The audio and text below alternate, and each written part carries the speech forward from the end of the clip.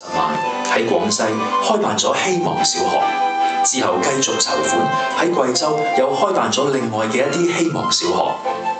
簡先生每月到山區探訪、視察工程同埋監督建校，不辭勞苦，出錢出力。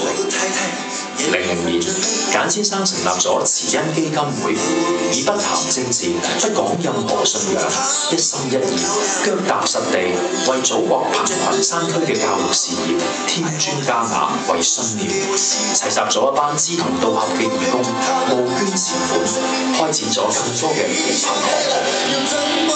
喺簡先生嘅帶領之下，慈恩基金會10年之間興建咗超過1000間學校，資助3萬幾個孤兒同貧困學童上學，援助1400幾個貧困教師，仲建立咗170多間醫療站，幫助800幾間學校建立圖書館等等。喺國內扶貧嘅港人唔少，但係能夠喺全國最貧困嘅偏遠山區成功開拓咗咁多扶貧項目嘅並唔多見。簡先生嘅成功靠嘅係用心，佢話用心就靠得住。幾年嘅學校咧，我哋都會有跟進嘅，我哋會跟進翻間學校啊，而家嘅情況係點樣啊？如果佢係有損毀啊，我哋都會幫佢維修翻啊，或者間學校嘅情況而家點樣，我哋都會跟進翻，擺翻喺個網上邊俾嗰啲捐贈者去睇下。而家間學校究竟係點樣？就因為幫緊而家啲學生咧，即係嗰啲孤兒學生或者家庭好貧困嘅學生，我哋都會一路跟進落去，就唔係話俾完錢你就算數咯。募捐唔容易，揾義工亦都好難。10年過去咗啦。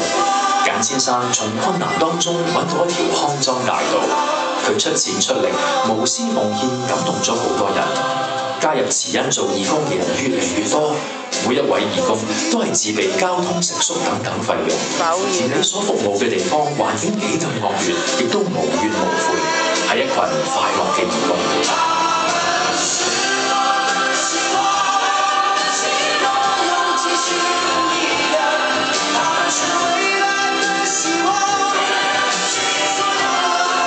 先生扶貧，雖不求聞達，不自我彰顯，卻有口皆碑。佢嘅心願係希望為更多嘅貧困山區建校、修橋、整路，盡力而為，不求任何回報，但求奉獻所有。好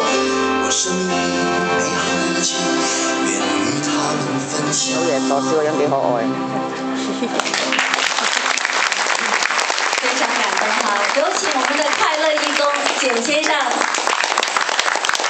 有請簡先生。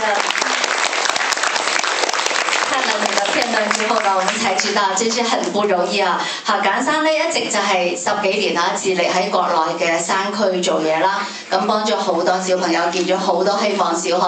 可唔可以講下你感受最深嘅一次經歷呢？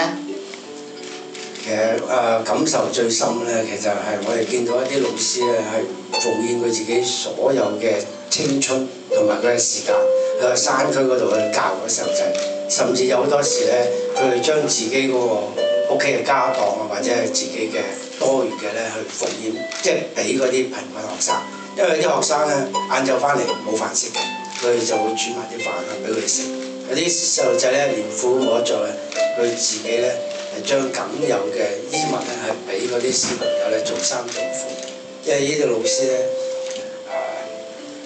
係我哋非常之尊敬。咁的確係啊！喺國內好多山區嘅老師咧，其實佢哋個付出真係好多㗎。咁啊，簡生其實你應該係安享你嘅退休嘅生活㗎啦。但係咧，你又話俾我哋知，年老先學奉獻喎。嚇，點樣學咧？點解要學咧？因為年紀大咗咧，喺我自己嘅年紀咧已經係65歲啦。咁雖然話喺年青嘅時候咧，都係好努力咁去賺錢，因為唔知道自己幾時會百年歸老。但係而家65歲啦，仲有幾耐時間留喺呢個世界上咧？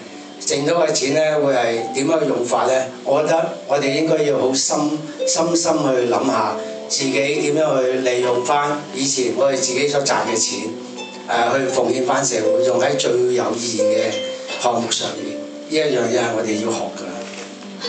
係咪學咗奉獻之後咧，發現自己好似越嚟越後生咗啊！65、55、45，好似我哋啲男爺咁係嘛？